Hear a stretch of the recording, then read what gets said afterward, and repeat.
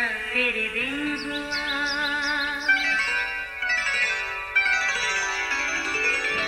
नया फिर दिन हुआ, पुरानी रात का करे सो शुक्र हम खुदा की जात का, खुदा की जात का नया फिर दिन हुआ।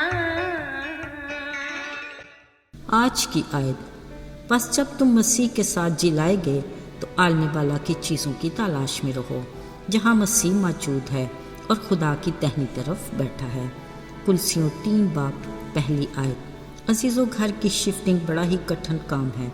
शायद कभी आप इस मरहले से गुजरे हों तो आपको भी इसका बखूबी अंदाज़ा होगा। खैर, ये तो ज़िंदगी के ऐसे सिलसिले हैं जो चलते ही रहते हैं। एक बार गली में शिफ्टिंग का अमल चल रहा था। पता चला फैमिली तो छोटी सी है, मगर घर का सामान, यकीन कीजिए ट्रक को 6-7 चक्कर लगाने पड़े तब कहीं जाकर बात बनी।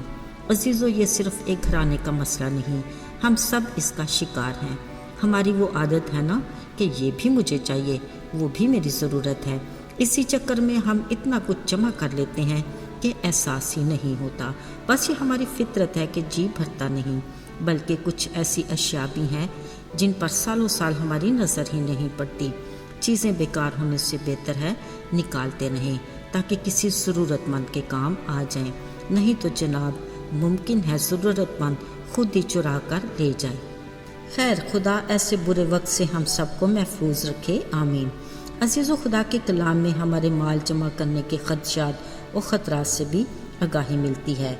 लिखा है, अपने वास्ते ज़मीन पर माल जमा ना करो जहाँ कीड़ा और संग खराब करता है और जहाँ चोर नकब लगाते और चुराते हैं। ज़रा ध्यान दीजिए, हर बात हकीकत से किस कदर करीब है।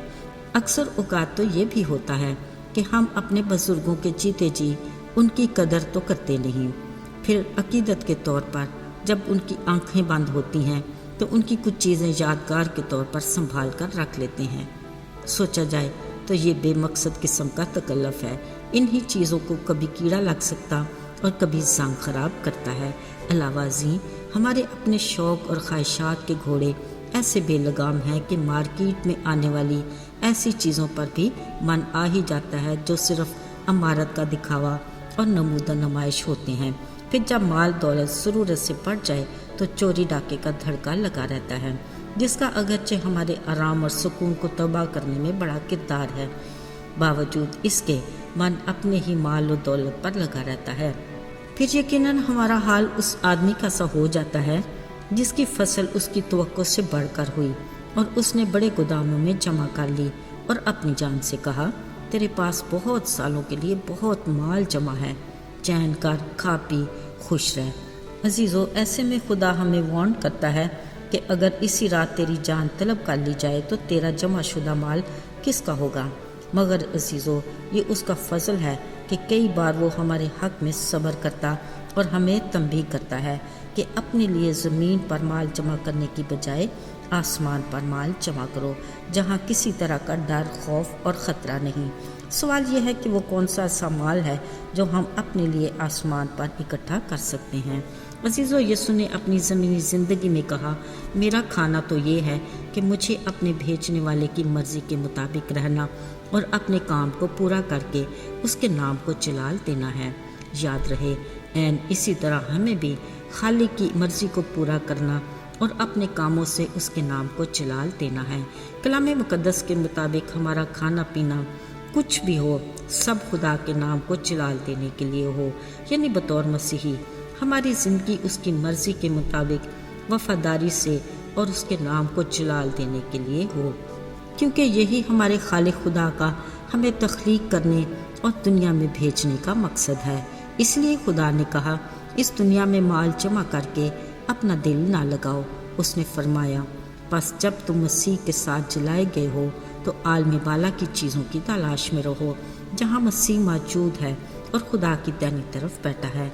आलमी बाला की चीज़ों के ख्याल में रहो, ना कि ज़मीन की चीज़ों के, क्योंकि जब तुम मरोगे तो तुम्हारी ज़िंदगी मसीह के साथ खुदा में पोशीदा है। जब मसीह जो हमारी ज़िंदगी है ज़ाहिर किया जाएगा تو تم بھی اس کے ساتھ جلال میں ظاہر کیے جاؤ گے۔ میرے عزیزو، آئیے ہم اپنا دھیان اور گیان اپنے رب کی طرف لگائیں تاکہ اس کی خوشنودی کو حاصل کر سکیں۔ آئیے دعا کریں۔